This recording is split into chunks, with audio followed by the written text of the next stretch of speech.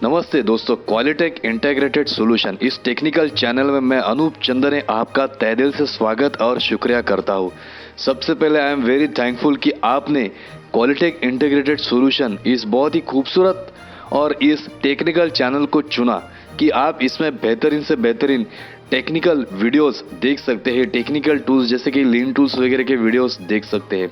तो क्वालिटेक integrated solution एक ऐसी ऑर्गेनाइजेशन है जिसमें मैं ट्रेनिंग और कंसल्टिंग करता हूँ, और इस क्वालिटेक इंटीग्रेटेड सॉल्यूशन इस चैनल द्वारा फ्रेशर्स या स्टूडेंट उनके लिए आसान से आसान हिंदी भाषा में टेक्निकल टूल्स, लीन टूल्स, इनके बारे में जानकारी और नॉलेज देता हूँ। क्योंकि आजकल हाईटेक टेक्नोलॉजी इंडस्ट्रियल रिवॉल्यूशन 4.0 का ज़माना है। काम के साथ साथ ये सारी चीज़ें आपको मालूम होना अनिवार्य होता है। इससे पहले मैंने क्वालिटेक इंटीग्रेटेड सॉल्यूशन इस अपने टेक्निकल चैनल द्वारा 5S, काइजन, पोकायोके आदि टॉपिक पे वीडियो बनाया है, और आपने ये सारे टॉपिक्स के वीडियो को बहुत सारे लाइक किए, शेयर किए। थैंक यू वेरी मच, आपने सब्सक्राइब किया। तो चलते हैं आज अपने टॉपिक पर। उसका नाम है FMEA, failure mode effect analysis. आपने सुना होगा FMEA। FMEA का मतलब है failure mode effect and analysis या failure mode and effect analysis. इसे हिंदी में असफलता मोड और प्रभाव विश्लेषण कहा जाता है। A फॉर फेल्योर मतलब विफलता, mode M for mode, mode मतलब तरीका, E फॉर इफेक्ट मतलब प्रभाव या परिणाम, और एनालिसिस मतलब उसका विश्लेषण। Failure mode effect analysis. F for failure जिसमें इन्वॉल्व रहते हैं potential of failure. M mode जैसा कि टाइप्स वेज पॉसिबल मोड के। इफेक्ट मतलब उसका परिणाम, negative effects on process under study. Analysis मतलब study on risk and reduce it. FMEA failure mode effect analysis, इसके बारे में सबसे पहले हम जानेंगे। FMEA के मेन टाइप्स होते हैं 5: system FMEA, design FMEA, process FMEA, defect FMEA और फंक्शनल FMEA। जैसे कि हम देखेंगे, पहला है फंक्शनल FMEA, दूसरा है डिजाइन FMEA, तीसरा है प्रोसेस FMEA। तो ये सारे चीजें अभी FMEA failure mode effect analysis, ये इसका प्रयोग क्यों किया जाता है और ये है क्या? देखिए, आपको शुद्ध और आसान सही तरीके से मैं बता रहा हूं कि जैसे कि अगर हमने ब्रेक सिस्टम डिजाइन किया, गाड़ी का ब्रेक सिस्टम, तो गाड़ी का ब्रेक सिस्टम में बहुत सारी दिक्कतें आ सकती है, बहुत सारे फेल्योर्स हो सकते हैं। जैसे कि सडनली ब्रेक फेल हो गया, या आपका डिस्क ब्रेक है वो जैम हो गया, या डिस्क अचानक आपका डिस्क जो है वो व्हील से निकल गया। ऐसे बहुत सारे जो फेल्योर हो सकते हैं। ऐसे फेल्योर के बहुत सारे तरीके से ये जो फेल्योर है इसका परिणाम क्या हो सकता है? एक तो गाड़ी ब्रेक फेल हुई तो सबसे पहले दुर्घटना होगी, दुर्घटना होगी तो अंदर बैठे हुए पैसेंजर्स की जान तक जा सकती है। इसीलिए जब भी ब्रेक सिस्टम या ऐसे गाड़ी के पार्ट्स का जब डिजाइन करते हैं, तो डिजाइन करते समय ये सारे जो सेफ्टी फैक्टर्स है उनको याद किया जाता है, उनके बारे में सोचा जाता है कि इसमें जो फेल्योर है, फेल्योर होने के बहुत सारे तरीके कितने हैं और उस तरीके को हम किस तरह मिटा सकते हैं। इस तरह फेल्योर मोड इफेक्ट का एनालिसिस होता है। तो सबसे पहले डिजाइन FMEA, डिजाइन फेज में ये FMEA करते हैं। दूसरा है प्रोसेस FMEA, उसको कहते हैं PFMEA, और तीसरा है फंक्शनल FMEA या सिस्टम FMEA, और चौथा है सॉफ्टवेयर FMEA। जैसे कि मैं आपको बताऊंगा कि गाड़ी में बहुत सारे सिस्टम्स रहते हैं, ABS, anti lock brake systems वगैरह, मल्टी पॉइंट फ्यूल इंजेक्शन, इन सारे जो फंक्शन है आजकल के कारों में, ये सारे चीजें हैं, ये एक 16 या 32 बिट के माइक्रो प्रोसेसर पे चलती है। अगर उस सॉफ्टवेयर में कुछ गलतियां हो तो उससे क्या क्या फेल्योर आ सकता है, ये सारे चीजों को FMEA में नोट किया जाता है, एनालिसिस किया जाता है और उसको सॉल्व किया जाता है। तो FMEA में सबसे पहले इंपॉर्टेंट है रिस्क। जी हाँ दोस्तों, रिस्क क्या होता है? Risk, how to complete a failure mode analysis effect analysis FMEA। बिना रिस्क के तो जिंदगी कुछ भी नहीं है, हर जगह रिस्क है। अगर हम जिंदगी में रिस्क नहीं लेंगे तो आगे बढ़ नहीं पाएंगे। हम रोड पे भी गाड़ी चलाते हैं जिसमें 15,000 से ज्यादा पुर्जे होते हैं, एक भी पुर्जा फेल हो गया तो क्या हो सकता है? एक्सीडेंट हो सकता है। इस तरह रिस्क है। तो इसमें हम क्या करते हैं? रिस्क का एनालिसिस करते हैं। अभी देखिए, मैंने जैसा कि आपको एक उदाहरण बताया, मैंने उदाहरण तौर पे आपको समझाऊंगा। अभी ये है गाड़ी में, ये जो ड्राइवर बैठे हुए हैं, अचानक उनके डैशबोर्ड पे एक सिंबल आया, स्टीयरिंग सिस्टम फेल्यूर। फिर क्या हो गया, उनका चेहरा आप देख सकते हो, गाड़ी का स्टीयरिंग फेल, स्टीयरिंग जैम हो गया। फिर गाड़ी की दुर्घटना हो गई। और दुर्घटना में हम देख सकते हैं कि बहुत सारे रोड साइड पर दुर्घटना होते हैं जिसमें मौतें भी हुई है। जैसे कि देखिए, ये सारे दुर्घटना होने से क्या होता है, एक तो आदमी गाड़ी में बैठे हुए लोगों की मौत होती है, दूसरा भारी में नुकसान भी होता है। अभी ये देखिए मैडम, ये मैडम का चेहरा हमें देख के पता चल रहा है कि इन कुछ तो प्रॉब्लम है, इनका ब्रेक फेल हो गया। और बताते हुए खुशी नहीं हो रही है कि मैडम का एक्सीडेंट हो गया और मैडम भगवान को प्यारी हो गई। आप बताएं मुझे, ये जो दोनों उदाहरण हमने देखे कि it is only due to failure of brake system या फेल्योर ऑफ स्टीयरिंग सिस्टम, तो आप बताइए स्टीयरिंग ब्रेक ये कितने महत्वपूर्ण इंपॉर्टेंस होते हैं। अगर इसमें गलती से भी कुछ गलती हो तो गाड़ी का कंट्रोल छूट सकता है और गाड़ी में बैठे लोगों की मौत तक आ सकती है। ये सारे सिस्टम, ये सारे गाड़ी के पार्ट्स, तो आप सोचिए कि ये सारे स्टीयरिंग सिस्टम, ब्रेक सिस्टम, ये सारे सिस्टम को डिजाइन करते समय क्या लेवल का FMEA किया जाता होगा। ये सारे चीजों को फिर मिटिगेट करने के लिए गाड़ी में क्या अभी हम देखते हैं कि ये देखिए, ये गाड़ी में आप देख सकते हैं कि ये गाड़ी के स्टीयरिंग और डैशबोर्ड के सामने एयर बैग्स है, हवा के गुब्बारे। अगर गलती से भी एक्सीडेंट होता है तो नॉक सेंसर से आपका, अगर आपने सीट बेल्ट पहना है तो गाड़ी का एयर बैग्स खुलता है और आप दुर्घटना से बच सकते हैं। जैसे कि 2 bags, 4 bags, 6 bags air bags भी अभी गाड़ियों में आया है। आने वाले समय में RTO से एयर बैग्स मैंडेटरी होगा। अभी आप देख सकते हैं कि फुल ऑटो ब्रेक, मतलब गलती से भी आप स्पीड में रहोगे और सामने एक डिस्टेंस पे आपके कोई हर्डल्स आता है, व्हीकल आता है, तो अपने आप गाड़ी का ब्रेक कंट्रोल होता है। अभी ये देखिए ABS, anti lock brake system, air bags, ये जो सारे कार सेफ्टी सिस्टम है, that is to avoid the failure. अभी देखिए आप पहले के ज़माने की कारें और आज के ज़माने की कारें, जैसे हम देखेंगे BMW, ऑडी वगैरह, ये सारे गाड़ियों के ढांचे के अंदर बहुत ही हेवी फ्रेमवर्क होता है ताकि गलती से भी एक्सीडेंट ना हो। तो ये सारे चीज़ों का फ़ायदा यह है कि उन्होंने फेल्योर मोड इफेक्ट एनालिसिस करने के बाद उन्होंने अपने गाड़ियों में ऐसा सुधार लाया है, ऐसे कुछ सिस्टम्स लाए जिससे गलती से भी गलती ना हो के आपका इसमें जान बच सकती है और सेफ्टी जो है वो इसमें बरकरार किए जा सकती है। अभी ये भी एक तरह का फेल्योर है। अभी आगे चलते देखिए, ये फोटो में आप देख सकते हैं कि कभी कभी ऐसा होता है ना, गाड़ी का जो हैंडल है वही हाथ में आ गया। आप सेकंड फोटो में देख सकते हैं कि गाड़ी जब हम अंदर से खोलते हैं तो उसका एक नॉब होता है, वही टूट गया। तो अभी बताइए, ये भी एक तरह का फेल्योर है ना? जी हाँ, फेल्योर है। तो अभी मुझे बताइए, ये वाला फेल्योर और जो कि मैंने पहले वाला आपको फेल्योर बताया था, ब्रेक फेल्योर, इनमें फर्क है? हाँ, फर्क है।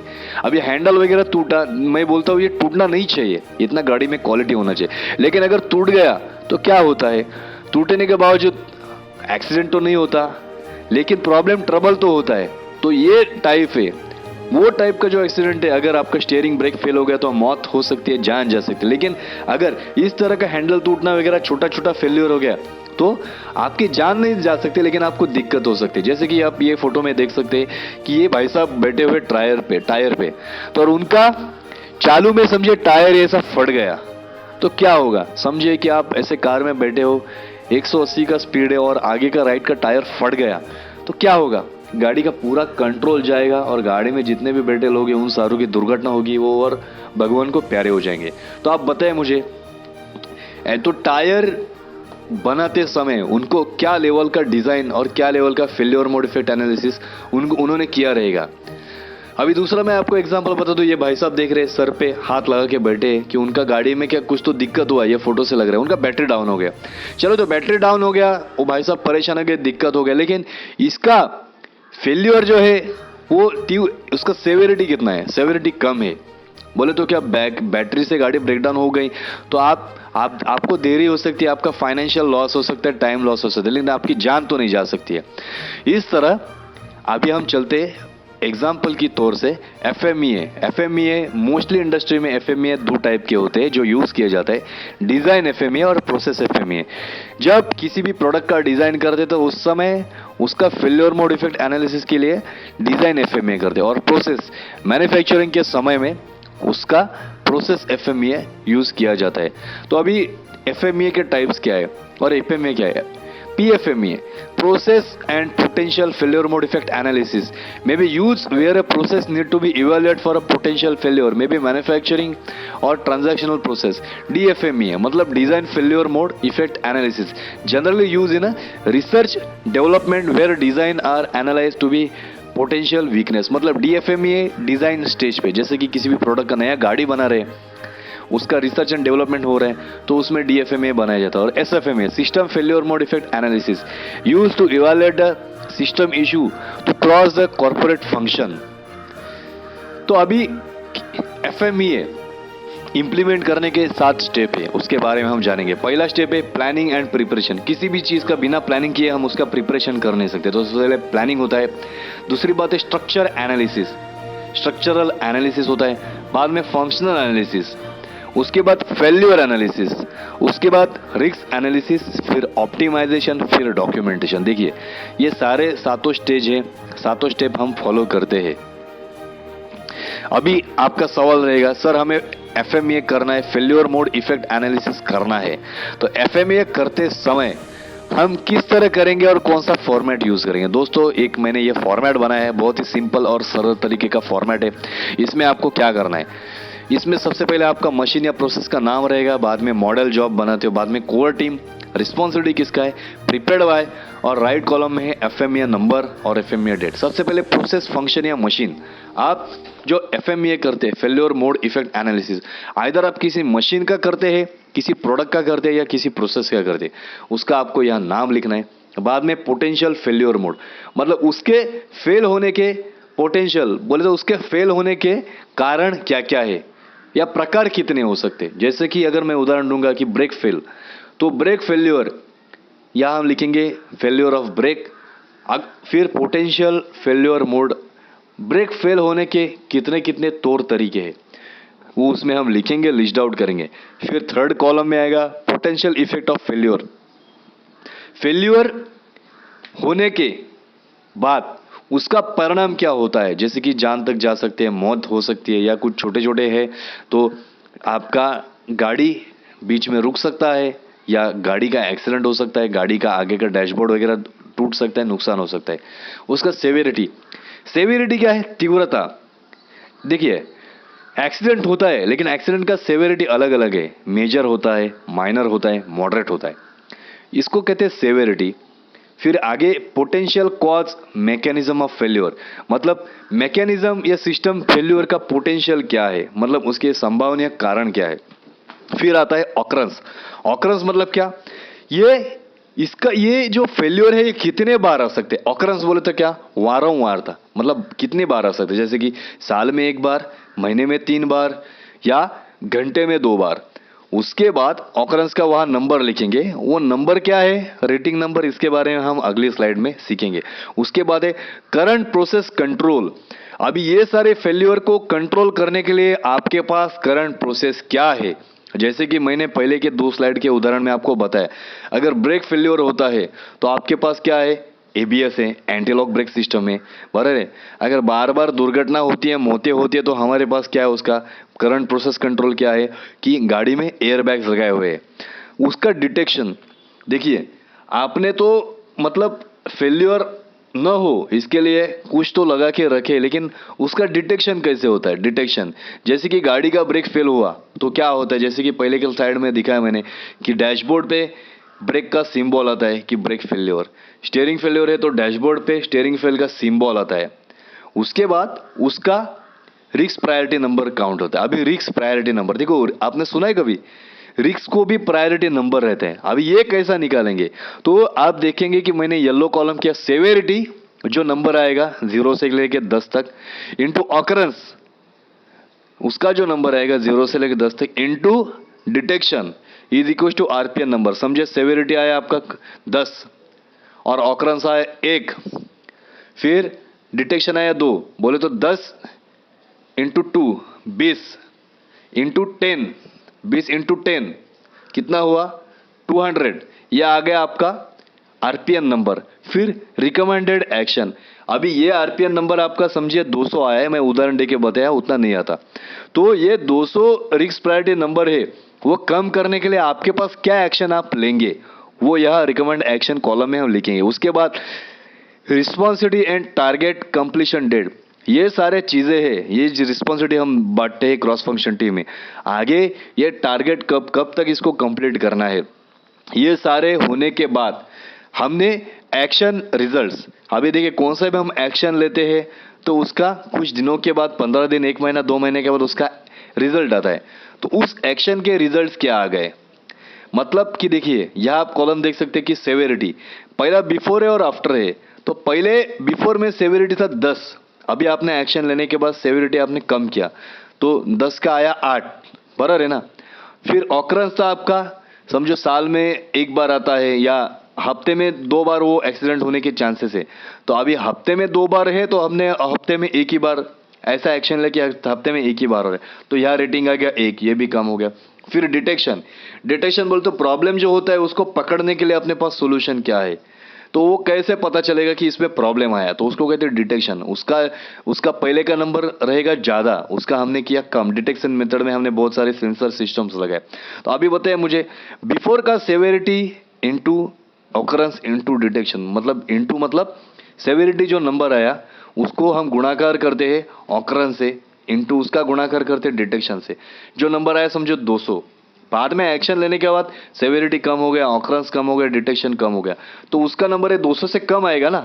तो ये हमने क्या किया, फेल्यूर मोड इफेक्ट एनालिसिस किया। अभी हम फॉर्मूला के बारे में जानते हैं। देखिए बहुत ही आसान है, बहुत सारे यूट्यूब चैनल में इस चीज़ों को बहुत ही कठिन तरीके से समझाया गया है, लेकिन देखिए कौन सा भी चीज़ कठिन नहीं रहता। उस चीज़ को आपको सही तरीके से अगर समझाया जाए, शुद्ध आसान उदाहरण देके, तो वो आसान होता है। अभी severity into occurrence into detection, इसको कहते हैं आरपीएन नंबर। अभी सेवेरिटी बोले तो अपघात, अभी हम एग्जाम्पल लेते हैं ब्रेक सिस्टम का। अगर मेरा ब्रेक फेल हो गया और मेरी गाड़ी आगे वाले गाड़ी पे जाके ठोक गई तो मेरा सेवेरिटी की तीव्रता 10 बहुत ज़्यादा है, बराबर है, मौतें भी हो सकती है। तो सेवेरिटी बोले तो अपघात की तीव्रता बहुत ज़्यादा है, इसके लिए 10।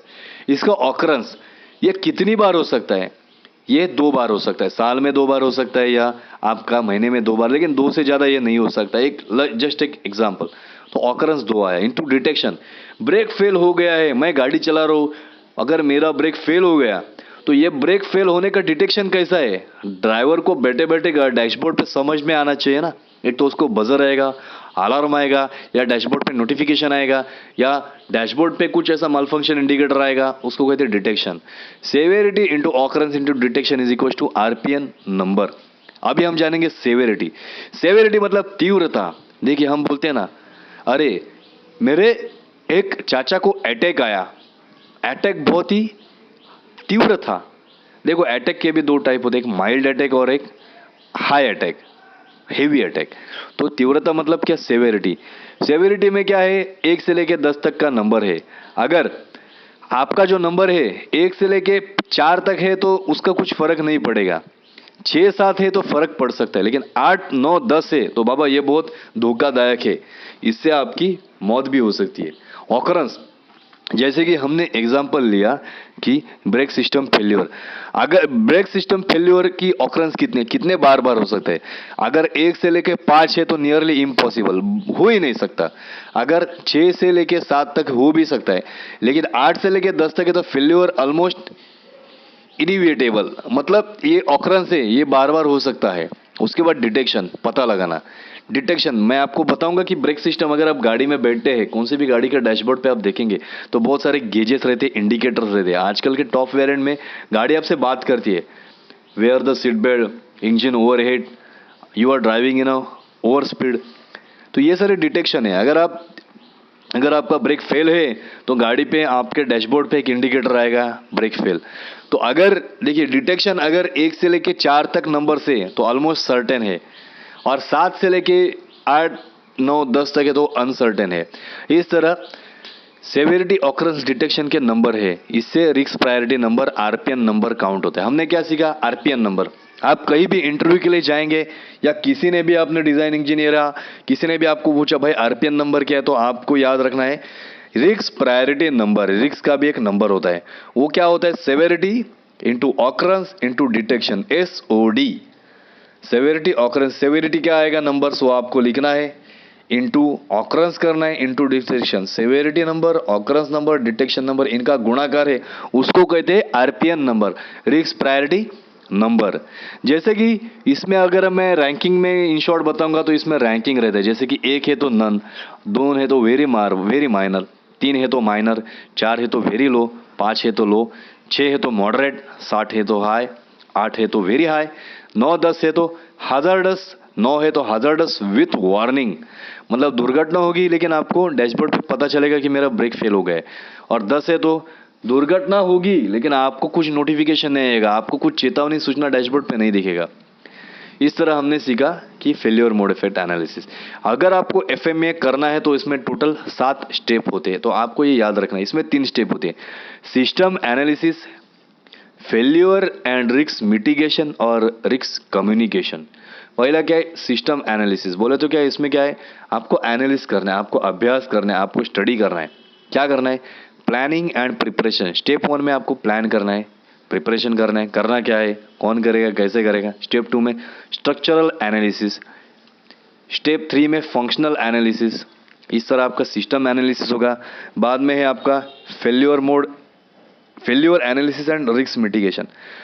उस रिस्क को आपको मिटिगेट कैसे करना है, कम कैसे करना है या मिटा कैसे देना है, ये स्टेप 4 में आता है। स्टेप 4 आएगा फेल्योर एनालिसिस, बाद में आएगा रिस्क एनालिसिस, बाद में आएगा ऑप्टिमाइजेशन। बोले तो फेल होने के बहुत सारे चांसेस है, जैसे कि मैंने आपको आगे जो फॉर्मेट दिखाया था उस फॉर्मेट में आपको ये सारे चीज़ डाल के कैलकुलेशन करना है।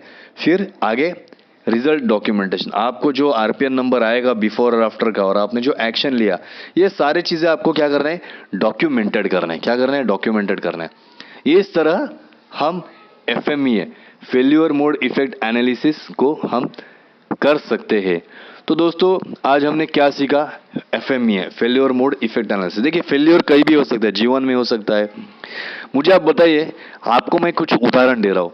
अभी यहाँ आप देख सकते हैं कि यहाँ एक भाई साहब है, उनकी रेड कलर की कार है, उन्होंने खोली हुई है, बीच रास्ते पे रुके हुए, देख रहा है कि उनके इंजन से धुआं आ रहा है। शायद क्या हो सकता है, इंजन गर्म हुआ है। इंजन नहीं गर्म होता, आपका रेडिएटर वाटर है वो बर्न हुआ रहेगा, या आपका रेडिएटर फट गया रहेगा, ओवरहीट। तो उससे क्या आएगा, राइट में देखेंगे आप तो वहाँ एक डैशबोर्ड का इंडिकेशन आता है, ओवरहीट, इंजन ओवरहीट। तो ये जो चीज़ है, ये भाई साहब है, इनको प्रॉब्लम हुआ, गाड़ी ओवरहीट, उनको डैशबोर्ड पे दिखा, अरे गाड़ी मेरी ओवरहीट हो गई, इंजन बहुत गर्म हो गया। तो भाई साहब ने गाड़ी बाजू में लगाया, डैशबोर्ड खोल के ये खड़े। तो अभी आप मुझे बताइए, इसमें सेवेरिटी कितना है, तीव्रता कितना है, कम है। क्या होगा, ज़्यादा से ज़्यादा आपका वाटर पंप जाएगा या आपका रेडिएटर फट जाएगा, लेकिन आदमी को दुर्घटना होगी क्या, नहीं। फार ज़्यादा से ज़्यादा क्या होगा, उसका समय की बर्बादी होगी, उसको जाना रहेगा मीटिंग में ऑन टाइम, तो वो मीटिंग पे जा नहीं सकता।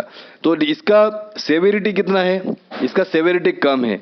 बाद में ऑकरेंस, ऑकरेंस क्या है कि वारंवार था, या ऑकरेंस बार बार हो सकता है क्या, जी नहीं, बार बार नहीं। फिर डिटेक्शन, अगर ये फेल्योर हुआ तो वो डिटेक्ट करने का मेथड क्या है, बोले तो डिटेक्शन इसका है, डैशबोर्ड पे इस तरह आप देखेंगे कि थर्मोमीटर का सिंबल आता है रेड कलर का, तो ये है उसका डिटेक्शन मेथड। आगे हम देखते हैं कि आप देखेंगे कि गाड़ी का जो साइड मिरर है, साइड मिरर ये टूटा हुआ है, देख सकते हैं आपकी, कभी कभी होता है ना, अब कोई डैश मार के जाता है या पार्किंग में हमने गाड़ी लगाया तो कोई तोड़ के जाता है। अभी आप मुझे बताइए, ये जो मिरर है ये टूटने का चांस कितना है, इसका फेल्योर होने का चांस है ये बहुत ही कम है, बराबर ना। अगर समझो फेल्योर भी हो गया तो क्या होगा, कितना नुकसान होगा, ज़्यादा होगा। अभी पहले के एग्जांपल में हमने देखा था कि इंजन ओवरहीट हो गया, उसमें रेडिएटर रहेगा, इंजन में काम आएगा। इससे तो आपका साइड मिरर टूटा, नुकसान कम है। इससे क्या प्रॉब्लम होगा क्या आपको, कि आपको दुर्घटना हो सकती है किसी ने, तो इसका सेवेरिटी जो है बहुत ही कम है, और इसका ऑकरेंस है ये भी कम है, और इसका डिटेक्शन है, इसका डिटेक्शन कैसा है, जैसा कि हम देख सकते हैं कि ये हमारे नज़र के सामने ही होता है, तो इसका डिटेक्शन भी कैसा है, इसका डिटेक्शन भी कम है। तो इसमें आरपीएन नंबर आपका कम आएगा। अभी ये देखिए, कार का विंडशील्ड, देखिए कार में विंडशील्ड ग्लास होता है, जैसे कि फ्रंट में रहता है, बैक में रहता है, उसको बैकलाइट कहते हैं, सामने वाले ग्लास को फ्रंट विंडशील्ड कहते हैं, साइड को साइड लाइट कहते हैं। तो ये सारे कांच है, तो ये टूटा, आप देख सकते हैं कि गाड़ी के हमेशा गाड़ी के आगे वाला जो ग्लास रहता है वो लैमिनेटेड रहता है, और पीछे वाला जो रहता है वो मर्सिडीज वगैरह BMW में भी लैमिनेटेड ग्लास रहता है, और साइड का रहता है टेम्पर्ड ग्लास रहता है। तो ये सारे चीज़ रहते हैं। अभी देखिए ग्लास का जो फेल्योर है, ये फेल्योर अगर हम इसका FMEA करेंगे तो इसका सेवेरिटी कितना है, तीव्रता कितना है, तीव्रता बहुत ज़्यादा है। अगर इस तरह हो गया, अगर इम्पैक्ट कांच तोड़ के आपके बॉडी पे भी पास हो सकता है तो सेवेरिटी बहुत ज़्यादा है। ऑकरेंस कितना है इसका, ऑकरेंस भी ज़्यादा हो सकता है क्योंकि ये सामने ही है। और इसका डिटेक्शन क्या है, डिटेक्शन मतलब इसको पता कैसे लग सकता है, ये तो नज़र के सामने, तो इसका डिटेक्शन भी ज़्यादा है, बराबर ना, तो इसका सेवेरिटी नंबर हाई आएगा। आप देखिए हवाई जहाज़, पूरे विश्व में सबसे सेफेस्ट ट्रांसपोर्ट जिसे माना जाता है वो है आपका एयरवेज, बोले तो हवाई जहाज, जो हवा से वाहतुक किया जाता है, ट्रांसपोर्ट किया जाता है, ट्रैवल किया जाता है, उसे कहते हैं एरोप्लेन। अभी आप देखिए कि एरोप्लेन, अगर समझिए हम बैठे हुए हैं और अचानक एरोप्लेन में ऐसा कुछ फेलियर हो गया, इंजन अपने आप बंद हो गया, तो क्या होगा? हुआ है ऐसा कभी? इतना भारी भरकम एरोप्लेन नीचे आएगा और अपने गांव में या शहर के ऊपर घरों पे गिर गया तो कितनी बड़ी हादसा हो सकते कि नहीं? ऐसा हुआ है क्या? ऐसा हुआ है, बहुत कम होता है, ना के बराबर। तो आप देखिए यहाँ पायलट जो बैठे हैं, पायलट के सामने डिटेक्शन के लिए बहुत सारे गेजेस वगैरह रहते हैं। तो मतलब क्या है, अभी हम इसका RPM नंबर निकालेंगे तो इसमें रिस्क बहुत ही ज़्यादा है। रिस्क इतनी ज़्यादा है कि अगर एरोप्लेन में फेलियर हो गया तो हवा में ही वो बंद पड़ गया तो नीचे जाके एरोप्लेन फटेगा, अंदर बैठे 100-200 लोग मर जाएंगे, अगर नीचे जिस सिटी पे पड़ेगा वो लोग भी मर जाएंगे। तो सेवेरिटी बहुत बहुत ज़्यादा है। लेकिन ऑकरेंस ये कितने बार हो सकता है? ये बहुत कम है क्योंकि उन्होंने ऐसा कुछ सिस्टम किया है कि जिससे ये फेल हो ही नहीं सकता। फिर डिटेक्शन, अगर ऐसा कुछ फेलियर होता है तो आप देखेंगे कि पायलट का जो कॉकपिट है, जो उसका कैबिन है, कैबिन में इन नंबर्स के गेजेस, इंडिकेटर्स लगाए जाते हैं। उसको बैठे बैठे पता चलता है कि मेरा इंजन वगैरह सारी जो चीज़ें हैं उसका कंडीशन क्या है। तो आप सोचिए कि एरोप्लेन, एरोनॉटिकल इंडस्ट्री में क्या लेवल का FMEA ये लोग करते रहेंगे। देखिए अगर गलती से भी गलती ना हो, अगर इस तरह का प्लेन क्रैश होता है तो आप देख सकते हैं कि पूरी तबाही मच जाती है। बैठे सारे लोग, इसमें कोई भी मतलब बचने की जो आकांक्षा है, बचने के चांसेस ना के बराबर है। तो देखिए आपको समझ में आया FMEA कितना इंपॉर्टेंट है। तो ये सारी चीज़ अगर एरोप्लेन का डिज़ाइन करते समय ये डिज़ाइन FMEA होता है। तो let's do FMEA on a critical machine. तो अभी मैं आपको एक्सरसाइज दे रहा हूँ, आप कहीं भी काम करते हो तो आप जिस ऑर्गेनाइजेशन में काम करते हो आपको रिस्क ढूंढना है। जैसा कि आप मशीन पे काम करते हो तो मशीन फेल्योर के चांसेस, अगर आप किसी भी चीज़ का डिज़ाइन करते हो तो वो डिज़ाइन फेल्योर होने के चांसेस, अगर आप कौन से भी सिस्टम पे हो, सॉफ्टवेयर पे हो तो वो डिज़ाइन करने वो फेल होने के चांसेस, ये सारे चीज़ों का आपको जिस तरह मैंने दिया है उस तरह शीट पे आपको FMEA करना है, फेल्योर इफेक्ट एनालिसिस करना है और एक्शन लेना है। तो ये स्टेप है, इस तरह आसान तरीके से मैंने आपको फेल्योर मोड इफेक्ट एनालिसिस ये आपको मैंने सिखाया। ये बहुत ही वास्ट टॉपिक है लेकिन मैंने प्रयास किया, कोशिश किया कि आसान से आसान भाषा में आपको इसको समझाया जाए। और मुझे ये आशा है कि मैंने जो प्रयास लिया, मैंने आपको FMEA समझाने का कोशिश किया, आपको थोड़ा बहुत समझ में आया रहेगा। विनंती करता हूँ आप इसको इम्प्लीमेंट कीजिए, कोशिश करके देखिए, आपको आएगा और आप एक स्टेप आगे जाएंगे। Thank you very much. देखते रहिए क्वालिटेक इंटीग्रेटेड सॉल्यूशन। मैंने मेरा कॉन्टैक्ट नंबर, ईमेल आईडी दिया है। आपको किसी भी टॉपिक पे अगर आपको आसान तरीके से जानकारी लेना है, आपको ट्रेनिंग लेनी है, कंसल्टिंग लेनी है, तो आप मुझे सजेस्ट कर सकते हो कि सर ये टॉपिक पे आप वीडियो बनाइए। मैं आपके लिए इस वीडियो बनाऊंगा, ये सारे लिन टूल्स टॉपिक के ऊपर टेक्निकल वीडियो। फिर एक बार मैं अनूप चंदने आपका तहे दिल से स्वागत और शुक्रिया करता हूँ। देखते रहिए, लाइक कीजिए, सब्सक्राइब कीजिए, जरूरतमंद को शेयर कीजिए। One and only Qualitech integrated solution, the technical channel. Thank you very much.